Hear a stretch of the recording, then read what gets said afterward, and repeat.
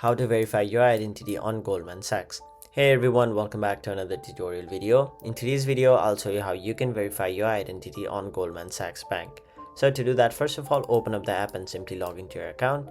Now once you've logged in, go to the more option on the bottom right corner of your screen and then go to profile and settings. Now once you've done that, under account settings, tap on the option called verify your identity.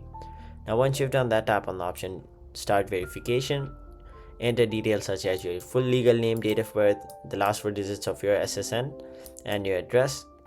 Now once you tap on the option continue, you'll have to choose your ID type, so it can be a driver's license or a state ID. Now whichever one you choose, you'll have to click the photo and upload it over here. Tap on the option continue. Then you'll have to take a selfie to verify that you're a real person and it's actually you who's trying to verify your identity. Then tap on the option continue and you'll have successfully verified your identity on Goldman Sachs. So that was it for this video. Thank you so much for watching.